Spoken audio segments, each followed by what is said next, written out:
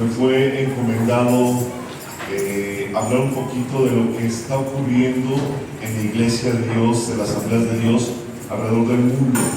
Compartir lo que Dios ha puesto en el corazón en cada rincón del país, en cada rincón de este mundo, y lo que está ocurriendo en este momento con el proyecto MM33. Vamos a ver de dónde salió, qué es y qué implicaciones tiene también para nosotros este mover de Dios.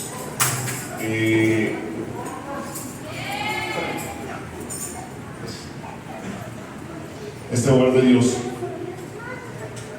Al llegar aquí, recuerdo cuando llegué al conocimiento de Dios. Llegué al conocimiento de Dios en la edad de 7 u 8 años aproximadamente. Mi hermano acababa de morir, tenía unos meses de haber muerto en un accidente. Él se estaba graduando de la universidad y fue un viaje con sus compañeros, con 6 compañeros, eran 5 y él 6 exactamente, y cuando venían de regreso hubo un accidente. Y en ese tiempo mi mamá llegó al conocimiento de Dios, conocimos a Dios. Nosotros vivíamos, puedo decir, a unas calles de aquí, en Zarzaparrillas. Y estando aquí recibimos esa noticia, murió mi abuelo posteriormente. Pasaron muchas situaciones en la vida familiar y encontramos, mi mamá llegó a encontrar a Dios, mi papá se fue de la casa a causa de que pues no compartía muchas cosas, y después descubrí que fue un pretexto. Él ya estaba formando otra familia. Y algo que les puedo decir, hermanos, es que Dios es siempre fiel. Dios es siempre fiel. Dios es fiel a sus palabras. A mi padre yo le había dicho que no se fuera, pero si él se iba a la edad de 8 años, le dije: si tú te vas, de todos modos Dios va a estar con nosotros. Y Dios me permitió crecer, seguir estudiando, conocer de Dios. Desde chico me enseñaron a amar a Dios por sobre todas las cosas. Llegó un momento, porque veía con cierta frecuencia a mi papá y le hablaba de las cosas de Dios y le decía que Jesús ya venía, que se preparara. Le obsequié una Biblia, le di recomendaciones por si Jesús venía y él se quedaba. Y esa fue mi relación con Dios hasta hace aproximadamente un año y 3 meses, que me lo encontré junto con mi medio hermano en la clínica. Le daba yo el seguro social. Lo vi muy mal, le dije: papá, es tiempo de que ya te vuelvas a Dios. Ese jueves en la tarde él entregó su vida a Cristo, y el miércoles siguiente me llamaron que mi papá había muerto. Dios ahora está en presencia de Dios. Mi hermano que murió está en presencia de Dios. Y estoy comentando esto porque mis primeros encuentros con Dios en mi infancia y en la adolescencia, yo vivía aquí en Coacalco, aquí atrás. Viví en esta zona e íbamos a la iglesia, a la Ciudad de México, estudiaba en la Ciudad de México, vivía por allá, y tuve encuentros muy fuertes con Dios en mi infancia y en mi adolescencia, posteriormente en la universidad, pero ese ya es otro asunto. ¿Por qué comento esto? Porque estamos viendo alrededor del mundo, me toca estar yendo a varios lugares de nuestra nación, a varios países de América Latina, a las zonas hispanas de los Estados Unidos, porque hay un mover de Dios muy fuerte que se llama MM33. Y si están viendo las pantallas, la primera proyección dice Proyecto MM33. El M y el M tiene 2 significados. Uno es el número romano 2000 y 2033, y el otro es la M de mandato y la otra M de misión. Su misión o su mandato, nuestra misión. Las Asambleas de Dios somos una organización que nació en medio del fuego del avivamiento. Allá a principios del siglo pasado hubo movimiento de Dios por muchos lugares, y la gente que traía este mover de Dios fue comprendida en sus iglesias. Venimos de una historia donde las personas que buscan a Dios a veces son rechazadas en sus propias congregaciones, Y salieron, buscaron y se organizó a grandes rasgos una nueva entidad, una nueva iglesia, una nueva denominación llamada precisamente las Asambleas de Dios, con el propósito de llevar el Evangelio a todo el mundo. En muchas iglesias ya no se quería hablar de la unción del Espíritu Santo, el uso de los dones que Dios había dejado a la iglesia, y se había desechado por siglos, dejó de predicarse, aunque a través de toda la historia hubo brotes de avivamiento, hubo brotes de la presencia del Espíritu Santo en muchas de las iglesias, y por supuesto Él es quien dirige la operatividad de la iglesia y nos ha traído hasta nuestros tiempos. Se consolidó allá en Asia, en un congreso, en una cumbre mundial en el 2017, precisamente establecer un proyecto para que de aquí al 2033, ¿y por qué el 2033? Porque la Iglesia de Jesucristo fue precisamente establecida y fundada el día de Pentecostés, el día que estaban todos unánimes, estaban orando, llegó el tiempo de, se reunían en un aposento alto, llegó el día de Pentecostés, estaban todos ahí en el templo, y de repente el Espíritu Santo cayó. Y alrededor de 3,000 personas dijeron: ¿qué está ocurriendo? ¿Qué está pasando? Estos están borrachos, están locos. Son los religiosos, son los fanáticos. ¿Qué le está pasando? Y Pedro, se levanta y empieza a predicar. Dice que eso es lo que había sido derramado y había sido profetizado por el profeta Joel, que en los posteriores tiempos el Espíritu Santo sería derramado, pero no solamente se derramó en un momento y quedó en el pasado, se sigue derramando hasta nuestros días, y sabemos que mientras la iglesia exista en esta tierra, el poder de Dios está con su iglesia y va a estar con nosotros hasta que Él venga por nosotros, y esto no lo podemos negar. Entonces tenemos una tarea: que toda persona en todo lugar y esté con todo el Evangelio hasta el 2033. Usted puede decir: bueno, pero ¿por qué ese enfoque? Yo no sé si usted sepa quiénes somos las Asambleas de Dios, quién es usted y cuál es la identidad que cada uno de nosotros tenemos por pertenecer a esta expresión del cuerpo de Cristo. No somos la única, no somos la única. Y gracias a Dios y gloria a Dios, porque Él mantiene otras iglesias y otras denominaciones y están haciendo su trabajo. Pero ¿quiénes somos nosotros, las Asambleas de Dios? ¿Y por qué predicamos el Evangelio? ¿Y por qué enfocamos todo ello? Bueno, en primer lugar, nosotros somos una iglesia que nació hace mucho tiempo como denominación, como confraternidad en los Estados Unidos. A México llegó por el norte del país. A la Ciudad de México nos llegó vía Dinamarca la predicación del Evangelio por medio de las Asambleas de Dios. Y fuimos creciendo, y actualmente las Asambleas de Dios estamos en por lo menos 204 países alrededor del mundo. Yo no sé si usted ve organizaciones como Coca-Cola o como McDonald's, y usted va a cualquier parte del país, a cualquier parte del mundo, y encuentra McDonald's. Hemos estado en Panamá, en Colombia, y hay McDonald's allá, y saben igual, con sus toques característicos, ¿no? Allá no hay a la mexicana, por ejemplo, con guacamole, pero allá hay con plátano. Usted no sabe qué es eso, pero allá hay con plátano.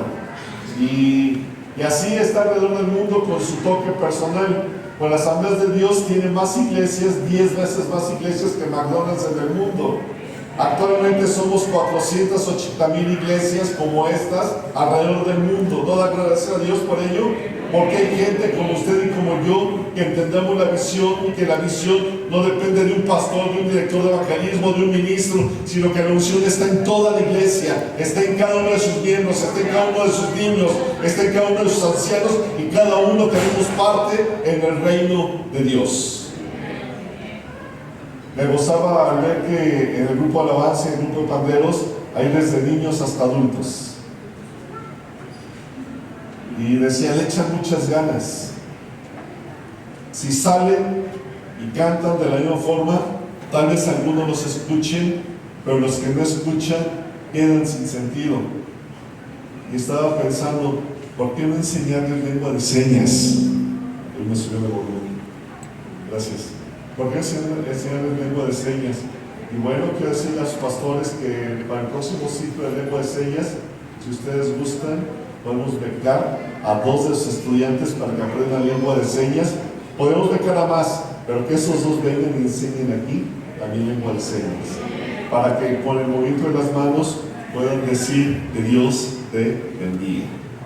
A las personas que no escuchan nuestra voz, y que hay más de 1 millón solamente aquí en la zona urbana de la Ciudad de México, pero que no los vemos, y no sabemos, porque no nos hablan, no nos saludan, no les saludamos. Si les saludamos, se pasan de largo porque no nos oyen y hasta les decimos que son groseros. Y pueden venir a la iglesia y el evangelio podría quedarse sin significado porque no comprenden el evangelio, porque no hay quien se los hable en la forma en que ellos lo pueden entender. En la segunda diapositiva nos habla acerca del proyecto MM33, que es un proyecto de la Confraternidad Mundial de Asambleas de Dios, porque estamos creciendo. ¿Y de qué se trata? Que de aquí al año 33, que nos quedan alrededor de 7, 8 años, cada iglesia pueda solamente duplicarse o triplicarse. Y de 480,000 iglesias pasar a 1 millón de iglesias. Y mi hermano, no es por tener 1 millón de iglesias, eso es lo de menos, porque nuestra tarea es llenar a todo el mundo del evangelio de Jesucristo. Y no creo que 1 millón de iglesias sea un reto a estas alturas. Vamos por mucho más, y Dios está llamando en este momento a personas para hablar de Jesucristo a sus amigos, a vecinos, a compañeros de trabajo, que nunca van a poner sus pies en una iglesia como esta, pero allí en tu trabajo tú puedes compartir de Dios, tú puedes compartir el evangelio en la forma en que ellos necesitan escuchar el mensaje. Dios me permitió estudiar ingeniería industrial y trabajé desde el 5º semestre en Grupo Gillette y empezamos a hacer carrera en Grupo Gillette. Trabajé 11 años en Grupo Gillette, 4 en Regio de Kirchner, empresas transnacionales. Aprendimos a establecer negocios para ayudar a estas empresas grandes al crecimiento. Íbamos por empresas más chicas, las organizábamos y seguíamos creciendo. Yo no sabía por qué estábamos haciendo esto. Desde el Grupo Gillette podríamos manejar todo, pero dije, no nos podemos quedar con todo. Organicemos empresas más pequeñas, que sean nuestros maquiladores, que sean nuestros proveedores, que sean nuestros aliados, que vayan junto con nosotros y vayan creciendo. ¿Y qué creen? La iglesia de Jesucristo está creciendo en ese mismo sentido. Dios está estableciendo obras en todos los lugares, Dios está estableciendo obras en todas las rancherías, en todas las ciudades, en todos los poblados, y Dios está ganando nuevas almas y Dios está alcanzando personas. ¿Y qué crees? Hay algo tremendo, que Dios lo va a seguir haciendo contigo o sin ti, con nosotros o sin nosotros, pero la palabra de Dios va a fluir, como dice su palabra, hasta que toda la tierra sea cubierta de la gloria de Dios. Pilares le llaman, o 6 énfasis fundamentales. El primero de ellos es avivamiento. Voy a comentar los 6 pilares solamente, no me voy a enfocar en ellos, solamente los quiero comentar para que sepamos hacia dónde vamos. El primero de ellos es avivamiento. ¿Por qué avivamiento? El avivamiento quiero definirlo como el acto en que Dios viene a nuestras vidas, nos toca y nuestro corazón se vuelve a Dios. Nosotros no podemos ir a Dios por nuestros propios recursos. Vamos por Jesucristo y vamos por la obra del Espíritu Santo, que nos está continuamente redarguyendo de pecado, de justicia y de juicio. No podemos llegar a Dios si no es por medio de Jesucristo. Entonces el avivamiento enciende nuestro corazón, nos da pasión para volvernos a Dios y estar con todo nuestro corazón y reconocer que no solamente Jesucristo es nuestro Salvador, pero también es nuestro Señor. Es nuestro Señor y es quien gobierna nuestra vida, y es cuando podemos decir, ya no vivo yo, mas Cristo vive en mí. A veces siendo cristianos queremos seguir viviendo nuestra propia vida, y a veces siendo cristianos hacemos nuestra enseñanza, nuestra teología, nuestros principios, y vemos algunas cosas sarcásticas o vemos algunos aspectos como muy dogmáticos, pero no nos volvemos a Dios. Queremos estar a Dios y agradar a Dios a través de nuestro servicio, pero a Dios nos ha llamado a todos para estar con Él y para servirle. Estar con Él y para servirle. Así como el pámpano o la uva no puede estar fuera de la vid, no puede estar separado, nosotros en ningún momento podemos estar separados de Dios. Por eso Pablo dice Déjate de andar en otras cosas, antes bien ser lleno del Espíritu Santo, cantando siempre entre ustedes con salmos, con himnos y con cánticos espirituales. Y nos enseña a mantenernos en el fuego de Dios continuamente. A veces como que ya no recordamos ese tiempo cuando Dios nos sanó, cuando Dios nos salvó, cuando Dios nos restauró, cuando Dios nos levantó.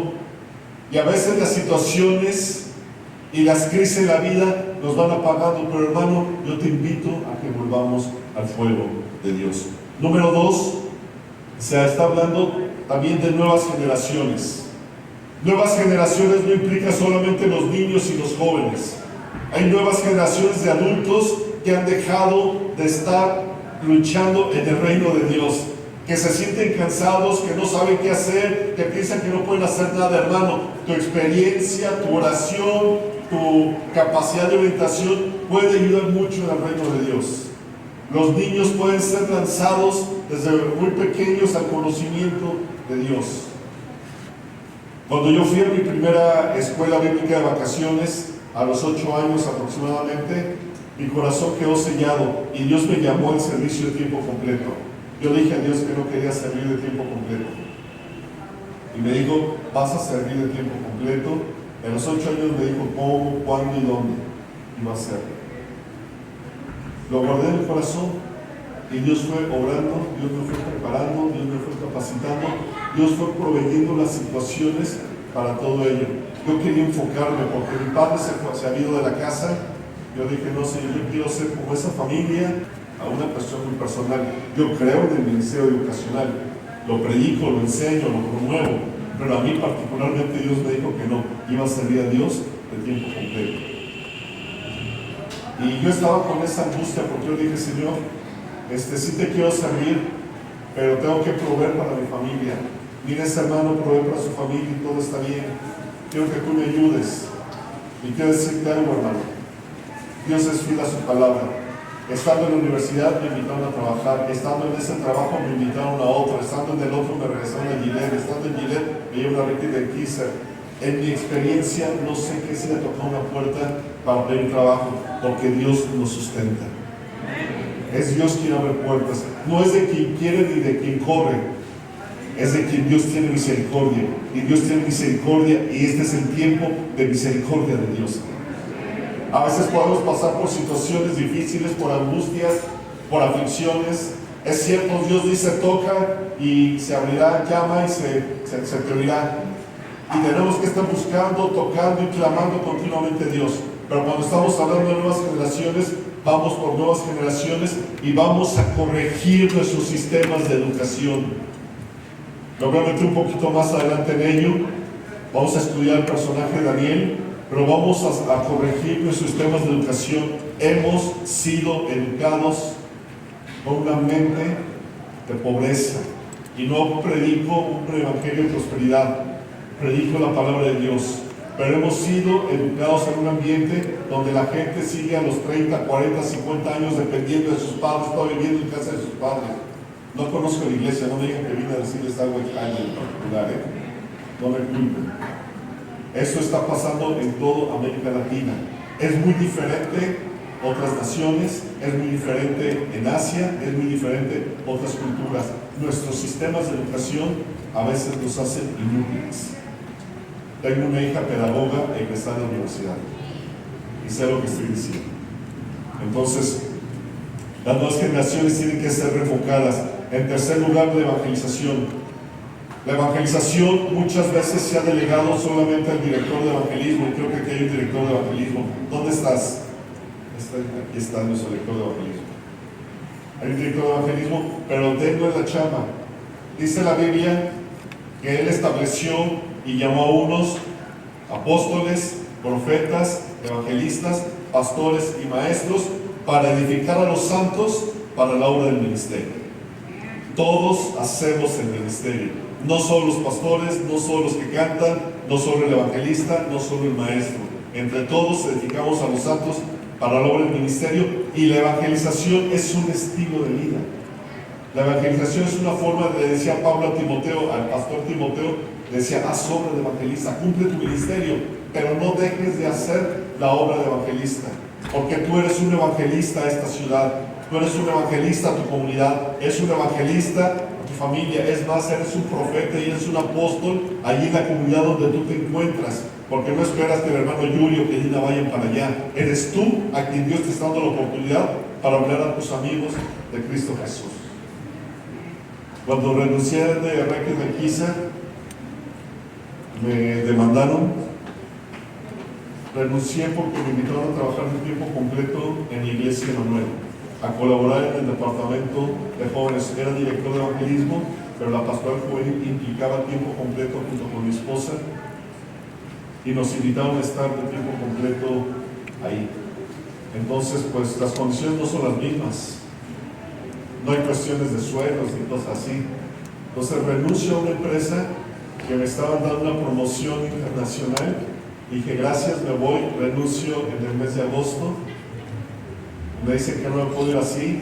Traía mucha información de proyectos, desarrollos, ingeniería, cosas así, y me levantaron una demanda porque si empresas como Johnson, como Gillette, sacaban productos en los próximos 5 o 7 años, entonces yo era causante de toda esa información.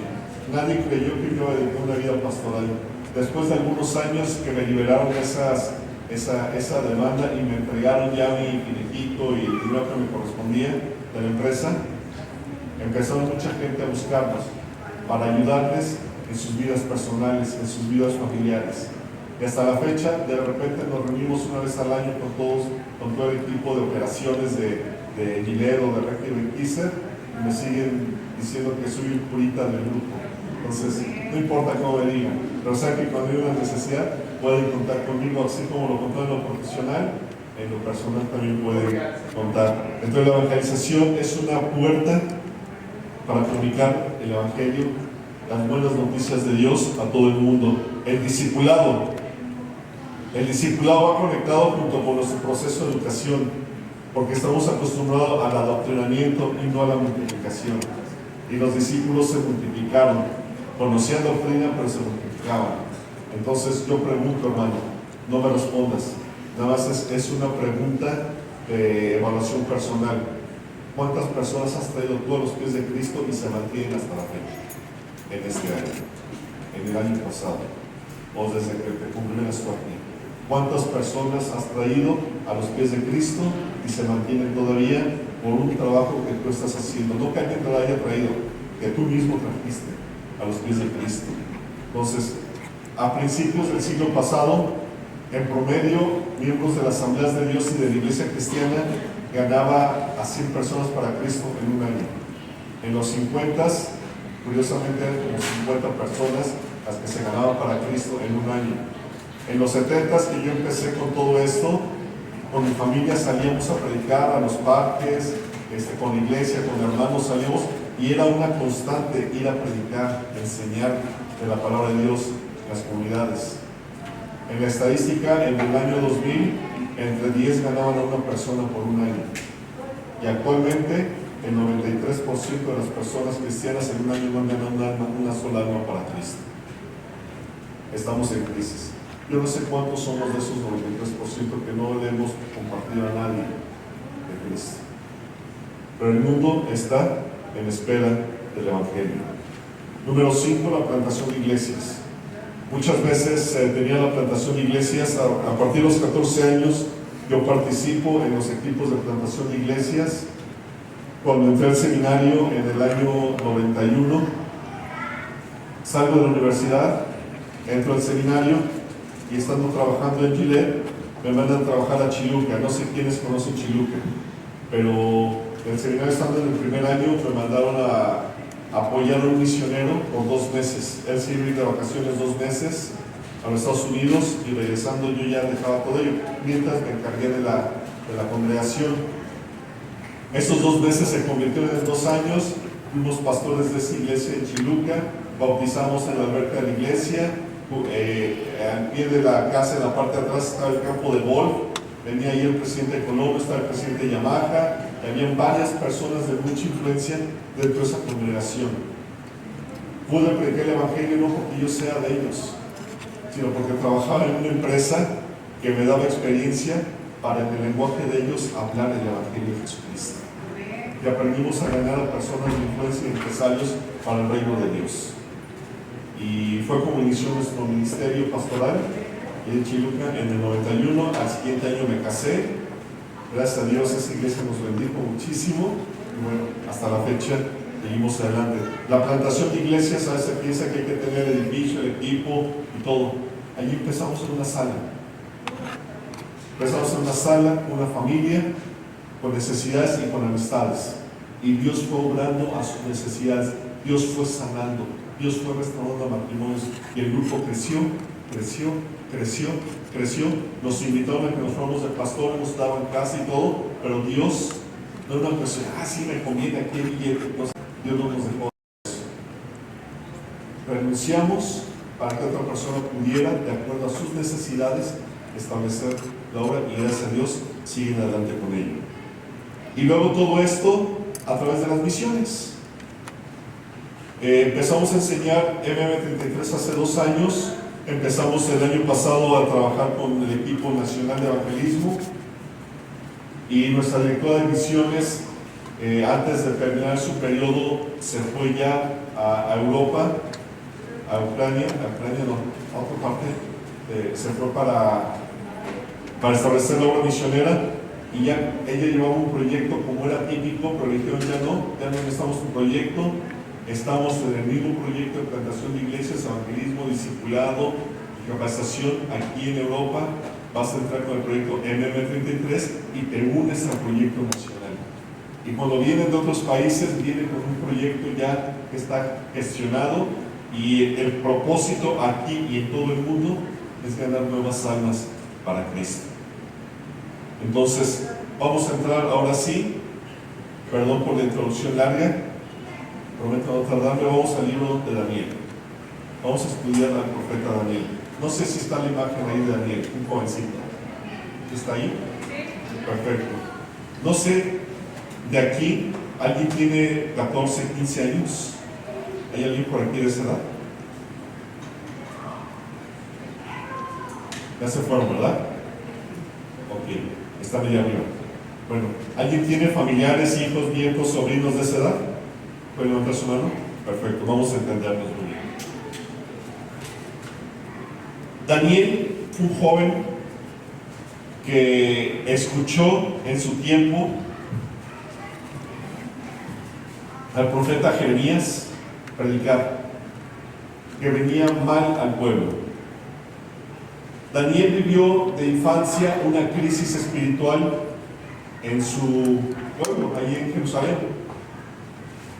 Él probablemente era una persona cercana al rey, sobrino tal vez, y había visto que el profeta Jeremías estaba diciendo al rey: rey, no te opongas al rey de Babilonia, no te opongas. Esa era la profecía de Jeremías. Mejor paga impuestos, sométete, no permita la destrucción de la nación. Y no le hicieron caso a Jeremías. Lo tomaron como loco, el rey se enojó contra él y todo esto lo vio Daniel cuando era un niño, tal vez 7, 8 años. Él vio todo eso, pero había algo diferente en el sistema de educación del pueblo de Dios. Algo diferente en el sistema de educación que está en la palabra de Dios, desde la ley. Moisés ya estaba, toda la ley estaba escrita. Ya conocían los escritos de Moisés. Daniel conocía los escritos de Moisés, conocía la historia y algunos escritos de David, conocía lo que había pasado en el pueblo. Daniel había sido una persona que, de acuerdo a los mandatos de Dios, para todos los que creemos en Dios, tenemos que enseñar y repetir las enseñanzas de Dios a nuestros hijos, a los hijos de nuestros hijos, y desde niños al levantarnos, al acostarnos, al andar por el camino, donde estemos, tenemos que enseñar acerca de los principios de Dios. Ese es un mandato de Dios para todo el pueblo de Dios y para toda la gente que dice conocer y amar a Dios.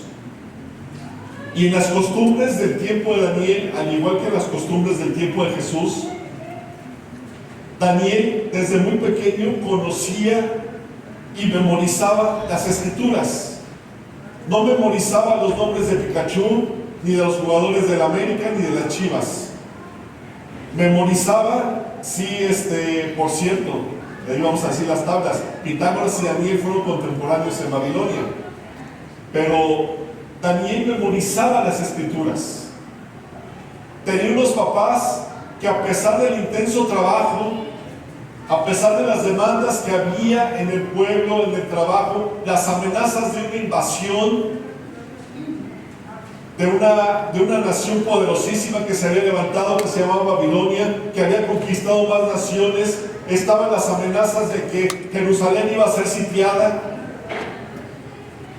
ya se habían cortado suministros de agua, se habían cortado ya suministros de alimento, ya no había comunicación con el exterior, ya no podía viajar como tú y yo ahorita viajando, ya no podían hacerlo. Estaban sitiados, no podían salir de ahí. Había una angustia porque por años fueron sitiados y había amenazas por años.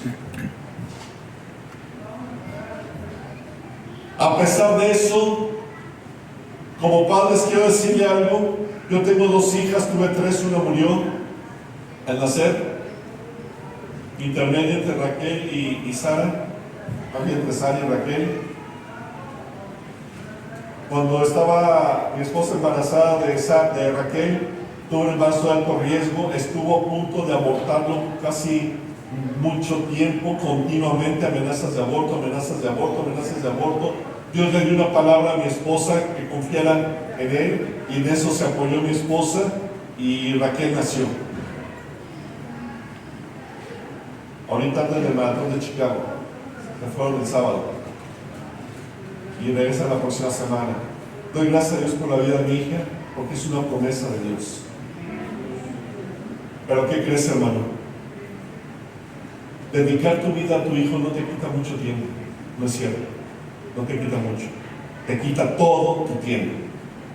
Todo el tiempo es para nuestros hijos. Si voy a trabajar es para ellos. Si me esfuerzo por más tiempo es por ellos. Si llego y estoy cansado y me dicen, papá, vamos a jugar, es por ellos. Y yo no sé cómo, pero Dios nos da fuerza para eso. No toda la vida fue un ministro. Tenía que salir a trabajar hasta las 7 de la mañana. Regresábamos en ocasiones de cierre hasta las 11, 12 de la noche. Había momentos muy pesados, a veces los sábados también iba a trabajar.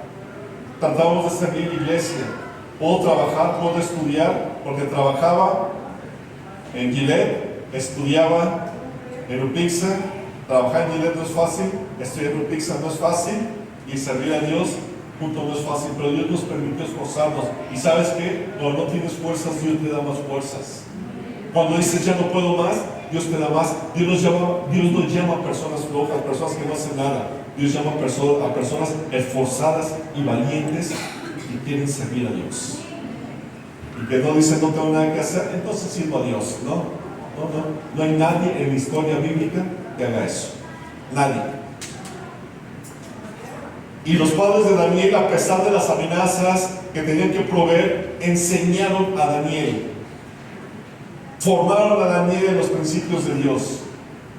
Y no solamente Daniel, la Biblia nos habla de más personajes. Llegó el momento en que lo inminente se cumplió. Llegó la invasión de Babilonia a Jerusalén.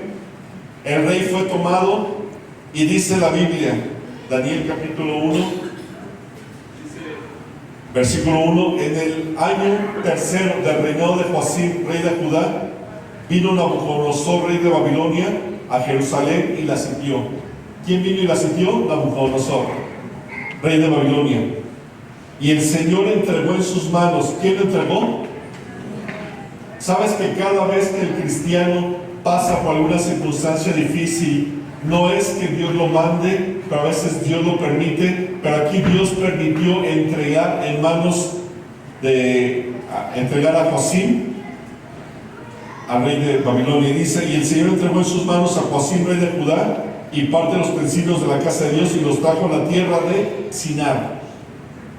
La tierra de Sinar, para hacer memoria, Génesis capítulo 10 y capítulo 11, es donde Dios les había dicho a toda la gente que salían por sus lenguas y sus tribus y sus familias. Y después del arca de Noé, la tierra se empezó a poblar nuevamente y Sinar fue de las primeras ciudades que fueron formadas. No había pasado mucho tiempo antes de que se formase Babilonia, cuando había ocurrido lo de Noé, lo del diluvio. De hecho, Nimrod había fundado Babilonia y fundó otras ciudades. Y esa ciudad de Babilonia estaba en apogeo en este momento. Dice que la sitió y dijo el rey Aspenaz, jefe de sus eunucos, jefe de sus eunucos. Vamos a ver qué es un eunuco. Dijo el rey Aspenaz, jefe de sus eunucos, que trajese de los hijos de Israel del linaje de Real, de los príncipes muchachos, en quienes no hubiese tacha alguna, de buen parecer, eran galanes, enseñados en toda sabiduría, eran inteligentes, sabios en ciencia y de buen entendimiento, e idóneos para estar en el palacio del rey, y que les enseñasen las letras y la lengua de los caldeos. Dice, señaló muchachos, y estamos aquí hablando de muchachos no de 30 años, esos son muchachos. Hablaba de personas de 12, 13, 14, 15 años, de buen parecer, con conocimiento, que tuvieran capacidad de entendimiento, que entendían las ciencias. No era una persona de 30 años que había pasado por las universidades, maestrías y doctorados. Personas que desde chicas desarrollaron la memorización, que conocían sus leyes, que conocían lo que estaban viviendo. Y entre ellos estaba precisamente Daniel.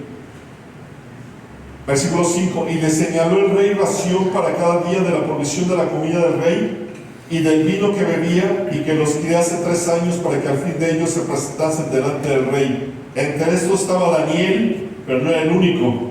Ananías, Misael y Azarías de los hijos de Judá. A estos el jefe de los eunucos les puso nombres, les puso Daniel, Belsasar, Ananías, Sadrach, a Misael, Mesac y Azarías, Abednego. Hermano, checa esto. Jalaron a 4 jóvenes, entre ellos Daniel y sus amigos. Los sacan de sus tierras. ¿Quién lo hizo? Aspenaz, el jefe de los ¿qué? Eunucos. 13, 14 años, Daniel fue castrado para no tener hijos y estar en presencia del rey. Daniel desde ahí estaba condenado a no crear familia, a no tener más familia, a no poder casarse, a estar en servicio del rey. 13, 14 o 15 años tenía este joven. Los apartaron porque era guapo, pero era inteligente, tenía sabiduría, astucia, era entendido. ¿Cuántos años tenía? ¿Quién lo formó? Sus padres y la comunidad. Los padres y la comunidad. ¿Quiénes formaron a estos chicos? Los padres y la comunidad. ¿Qué harían nuestros hijos a esa edad, viendo que a los papás nos apartan o nos matan y se los llevan cautivos, los encierran, les dan una ración, los castran? Es más, les cambiaron el nombre. Ya no vas a ser Pepito, ahora te vas a llamar Jaime. O ya no te vas a llamar Cristina, ahora te vas a llamar Chantel.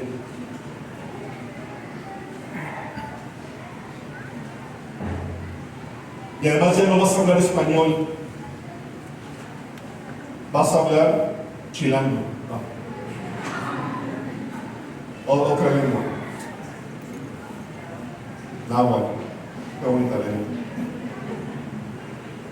Cambiar la identidad de la persona, cambiar la forma de pensar, cambiar su esencia.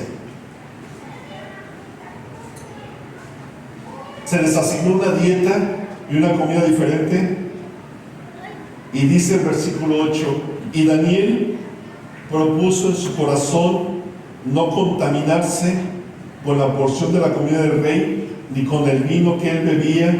Pidió por tanto al jefe de los eunucos que no se le obligase a contaminarse, y puso Dios a Daniel en gracia y en buena voluntad para con el jefe de los eunucos. Daniel, no vemos que era un joven, y hablando de lo que es avivamiento, en medio de las crisis, de lo que son las nuevas generaciones, de la responsabilidad de los grandes con los jóvenes, de los jóvenes con los grandes. Daniel no estuvo llorando, no dice la Biblia cuál era la grande angustia de Daniel. No dice que se la pasó lamentando toda su vida. De Jeremías sí vemos lamentaciones, y Daniel vio a un profeta que lloraba, que se lamentaba por el pueblo de Jerusalén, que se lamentaba por lo que estaba pasando en Judea, por lo que había pasado en Israel. El profeta sí lloraba, pero aquí no vemos, y la Biblia no nos menciona que Daniel estuviera llorando, que estuviera llorando: ay, quiero a mi mamá, quiero a mi papá, quiero a los frijolitos de casa, no me separen, no quiero seguir viviendo. Daniel no hizo eso. Daniel estaba en una crisis severa, estaba siendo encarcelado, estaba siendo llevado cautivo. Sus padres habían muerto posiblemente, ya no eran llevados, ya eran viejos, ya no servían en Babilonia. ¿Para qué llevar más cargas? Ya no, mejor, chicos, carne fresca. Cautivemos carne fresca, sonaba narco, algo así estaba pasando. Se lo estaban llevando para contaminarlos, para cambiarles la identidad y darles una nueva forma de vida. Y dice la Biblia que en esta edad y en este tiempo Daniel propuso no contaminarse. No dijo: no me castres, no dijo: no me cambies el nombre, no me dijo esto. No importó. Daniel conocía el valor de las cosas, conocía sus principios y sus valores, y Daniel dijo: no me obligues a comer cosas de lo que he sacrificado a los ídolos, de lo que está prohibido en lo mío. Déjame solamente con verduras y con agua. Daniel tuvo dieta, no ayuno. Daniel tuvo una dieta, y dice la Biblia que Dios puso a Daniel en gracia y en buena voluntad, porque todas las cosas que nos pasan a los que amamos a Dios nos sirven para bien. Hermano, yo no sé por qué situación estés pasando en este momento. Yo no sé si estás en crisis de enfermedad, si estás en crisis laboral, si estás en problemas con tus hijos. Déjame decirte que por mis hijos yo tuve muchas veces que estar junto con mi esposa llorando, ayunando, llorando y clamando a Dios para que nos arrebatara del mal. Hay momentos en los que no podemos cuidar a nuestros hijos ni en la secundaria, ni en la prepa, ni en la universidad, y que solamente dependen de Dios, y que de repente los hijos se pelean y que buscan sus propias cosas. Y hay situaciones difíciles en la vida del creyente. Había momentos en los que le decía a mi esposa: ¿sabes qué? Ya no puedo más. Yo no soy muy emocional, yo no soy personas que me pongo a llorar fácilmente. No soy así. Soy un poquito más racional, y yo en esa racionalidad no encontraba otra respuesta sino solamente a Dios. Y Dios tocó la vida y el corazón de mis hijas, y Dios las volvió en su momento hacia Él, porque todos jóvenes, todos adolescentes pasan por momentos difíciles. Doy gracias a Dios por la vida de mi esposa, que también estuvo siempre orando por ellas, y se volvieron a Dios, y ahora las dos sirven a Dios, las dos son ministras de Dios, las dos están casadas con hijos de pastores, y las dos aman y sirven a Dios en todo lo que hacen. ¿Sabes qué? Alguien me dice: hermanos, que tu vida fue muy fácil. Sí, fue muy fácil, ¿no? Tuve que decir muchas veces en el trabajo: no puedo ir porque tengo que estar en casa. Muchas veces no puedo ir a reuniones porque tengo que estar en casa. Muchas veces tengo que cambiar prioridades, inclusive en la familia, por atender asuntos de casa. Amo a Dios, sirvo a Dios, pero cuidaba la casa. Y los padres de Daniel hicieron el trabajo con Daniel, hicieron el trabajo con Ananías, con Misael y con Azarías. Y a esa edad, hermanos, Daniel determinó qué hacer con su vida. Quiero irme más adelante a la vida de nuestro Señor Jesucristo. Jesucristo nació en un hogar en Belén, un padre carpintero, una madre muy joven, y como cada año ellos en sus costumbres educaban a los hijos, memorizaban la palabra de Dios, aprendían la palabra de Dios, y fueron a Jerusalén cuando Jesús tenía 12 años. Adoraron, hicieron en las fiestas, llevaron la liturgia, todo bien, y regresaron a Belén nuevamente. Y de repente, 2 o 3 días pasaron y dice: ay, ¿dónde está el niño? ¿Dónde está Jesús? Jesús no estaba allá con ellos. Y aquí dije una mentira, no preguntaron dónde está el niño, porque ya no lo veían como niño. Dicen: ¿dónde está Jesús? Y se regresaron y al tercer día lo encontraron nuevamente en Jerusalén, porque él ya había determinado estar con los doctores de la ley. Nos han engañado diciendo que en esas edades son adolescentes porque adolecen de identidad. ¿Quién rayos nos dijo eso? Adolecen de identidad porque los papás no los formamos en la etapa que los tenemos que formar. Daniel, Jesucristo, José, nadie adoleció de identidad. Y no eran superestrellas, eran personas normales de carne y hueso. Jesucristo vino en carne, se despojó a sí mismo, y él obró precisamente porque él fue lleno del Espíritu Santo. Jesucristo, Daniel fue lleno del Espíritu Santo.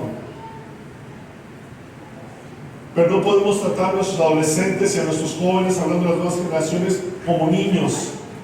De repente vemos que hay papás que dicen: yo puedo traer a mi niño, y cuando pregunto dónde está el niño tiene 28 años. Y oye, ¿qué pasó? Quiero no ofender a nadie, pero quiero que veamos que en ocasiones, bíblicamente, los ejemplos que la Biblia nos da, nos debe decir que nuestros hijos a los 13, 14, 15 años deberían ya de subsistir en fe y en todos los aspectos por sí mismos sin depender de nosotros. No te estoy diciendo que los saques de tu casa a esa hora, no. Me di cuenta de esta realidad en el 2010, cuando nos preparamos al grupo de jóvenes para ir a Cancún al Congreso Nacional de Jóvenes. Invitamos a los hermanos de la iglesia coreana. Hablé con el pastor de la iglesia coreana, se llamaba Francisco Lee, decíamos Pancho Lee. Y le dice: oye, vamos a ir a Cancún, ¿no quieres llevar tus padres con nosotros? Y se emocionó mucho, y dice: ¿cuánto tiempo es? Y pues salimos tal día y regresamos tal día. Y dice: ¿10 días van a estar de viaje? Y dije: sí. Yo dije: pues se hizo barato, ¿no? Dice: 10 días no van a trabajar los jóvenes. Y yo: ni trabajan algunos. Y están de vacaciones, no están en la escuela en ese tiempo. Y me hizo una reflexión, dice: mira, como pastor a pastor te digo, mientras ustedes se divierten jugando, vacacionando, él literalmente empezó con una mesita de 1 metro vendiendo calcetines, coreano, siendo pastor, dio calcetines.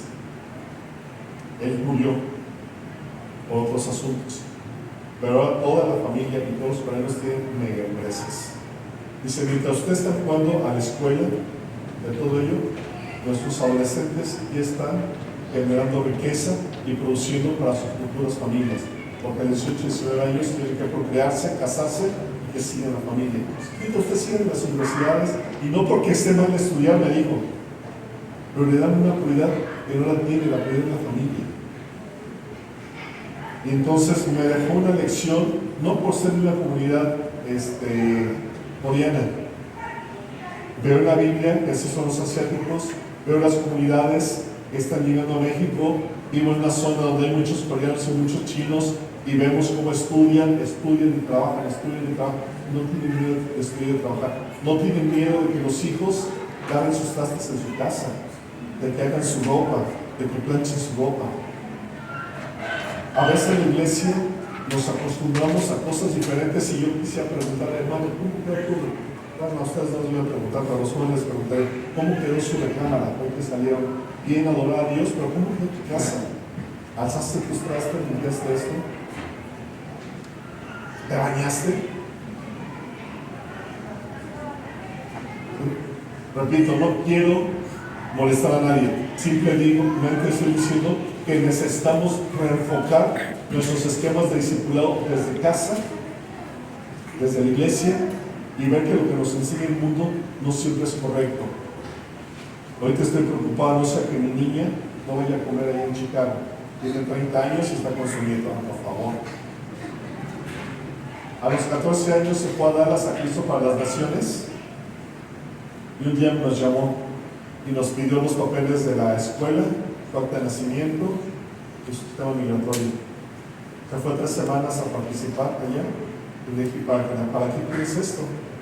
Y dice, papá, yo encontré beca aquí en Dallas, yo encontré donde trabajar en la biblioteca, en la universidad, y encontré donde hospedarme con algunos compañeros de la escuela. Ya me aceptaron y me voy a quedar a estudiar 14 años, había abierto el camino.